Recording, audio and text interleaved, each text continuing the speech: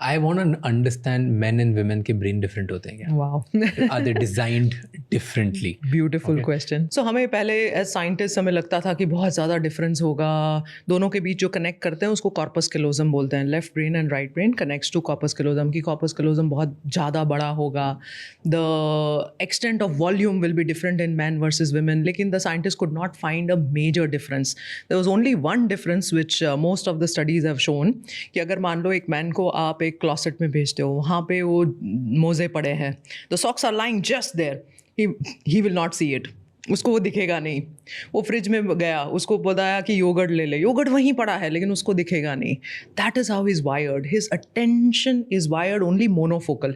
एक ही टास्क पे. फुटबॉल देख रहा है, सब कुछ बाद में ख़त्म हो जाएगा. क्रिकेट वॉच हो रहा है, everything else goes out because they were Hunter gatherers. So the way the brain was built was कि एक ही अटेंशन और फोकस रखो. अब विमेन के ब्रेन की बात करें, बच्चे भी संभाले जा रहे हैं, कोई मेड से भी बात हो रही है, कोई और काम भी आ गया तो भी कर रहे हैं. थ्रेट का भी कॉन्सेप्ट अवेयरनेस ही कुछ होता नहीं है. Yes, absolutely. That because that is how their brain is formed. So largely women की जो vocal capacities होती है, vocabulary होती है, जो बोलने की वो होती है, उसमें वो थोड़ा सा बड़ा लोब होता है. So that has been shown about 5% change between the man and the women.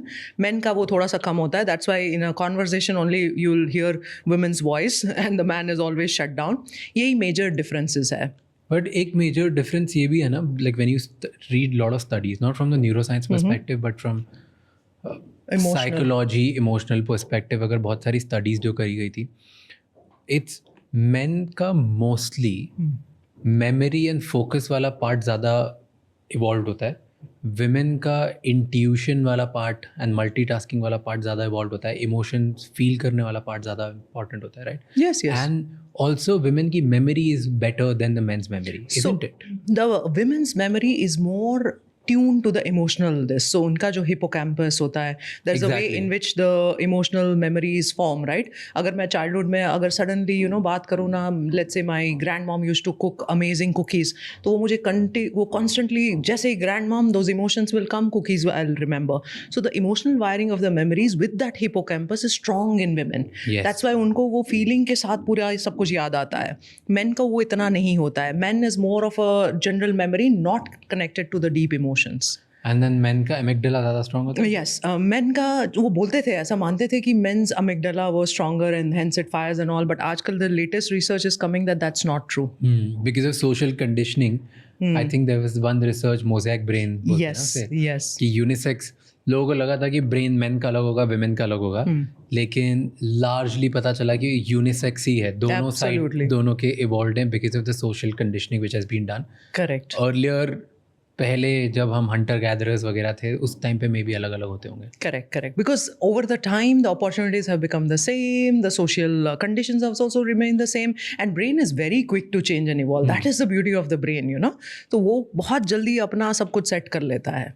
But isn't it कि विमेन में एम्पैथी ज़्यादा होती है? ऐसा माना जाता था, but equally all the research what is coming through is not showing that that's the case. Today is not the case? It's a perception है, वो एक perception है कि women, even the technically अगर हम global standards पे बात करें तो weaker sex and then more emotional, more that and all, but the neuroanatomical correlates नहीं आ रहे हैं. But why is this perception then कि लड़के ज़्यादा लॉजिकल होते हैं, लड़कियाँ ज़्यादा इमोशनल होती है? It's just a perception because the way their expressions are, वो ज़्यादा emotion लेके आते हैं, multitasking कर सकते हैं, demands थोड़ी सी ज़्यादा expressive demands होती है, तो हमें perception लगता है कि ये emotional है. But the way the men are also processing their emotions is equally same. They are not verbalizing it. फर्क इतना ही है. वो emotion process तो वही यूज़ कर रहे हैं, feel भी वही कर रहे हैं. तो वो बोलते हैं ना, मर्द को दर्द नहीं होता, ऐसा नहीं है. It is very much बोल नहीं पा रहे हैं because वो लोग इतना डेवलप नहीं है. क्यों डेवलप नहीं? Possibly because the evolution में उनको था कि भाई you focus and attend to one task perfectly well. Hunter gatherer के टाइम पे आपको बस वही करना है. So that was the mission and purpose why the brain was formed. This gets me to the point of men and women, the way they deal with breakups. लड़के और लड़कियां दोनों सेम इंटेंसिटी पे जाते हैं, फिर ब्रेकअप होता है.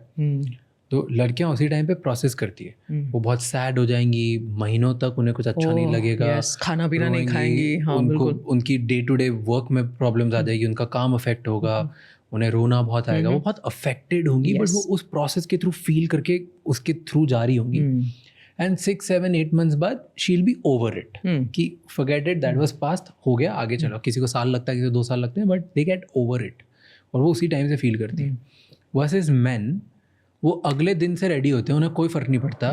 वो एकदम मूड में जाते हैं, उनको लगता है दुनिया बड़ी, हाँ ठीक है, ब्रेकअप ही तो है, क्या है, whatever. They don't let that emotion process. वो अपने काम में बिजी हो जाते हैं, एस्केप करते हैं. एंड देन 6 महीने बाद, साल भर बाद तब हिट करता है कि ओह शिट, ये तो मेरी लाइफ का जो पार्ट था, मुझे पता ही नहीं है. True. एंड देन वो अंदर ही अंदर फिर उनको खाता रहता है. And then they get into this lone of alone, depression, sadness, feeling stuck, emotional negativity, वो इमोशनली ऑफ हो जाना. बिल्कुल. तो ऐसा क्यों होता है? देखो, ये जो है इवोल्यूशनरी पर्सपेक्टिव्स है, ठीक है. दोनों का exactly same thing happens and largely people who are listening will also be very much allied to this, because ये होता है, ऐसे ही होता है. नाउ इवोल्यूशनरी वाइज अगर आप कमिटमेंट पहले एक रिलेशनशिप भी देखो, तो जो केमिकल चेंजेस हो रहे होते हैं ना, वो भी बहुत अलग हो रहे होते हैं. लेट्स से द कपल और the friends are meeting for the very first time. The very first time में जो लड़की का ऑक्सीटोसिन है, oxytocin is like more bonding hormone, वो बहुत ज़्यादा आता है. मेन में आता ही नहीं है.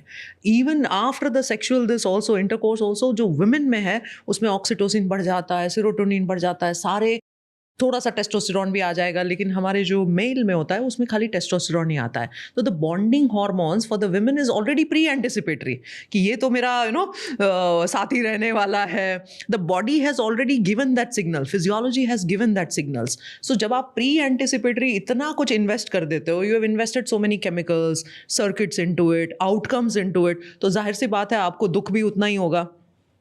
मैन का ऐसा नहीं है. It is, that's why the way the biological evolution was कि मैं परफेक्ट पार्टनर चूज करूंगा. I will keep, if this is not there then I will go to the next one, then I will go to the next one, then I will go to the next one. वहाँ पे मैं oxytocin invest नहीं कर रहा हूँ, मैं अपना serotonin नहीं इन्वेस्ट कर रहा हूँ, मैंने थोड़ा सा टेस्टोस्टेरॉन कर लिया और बात खत्म हो गई.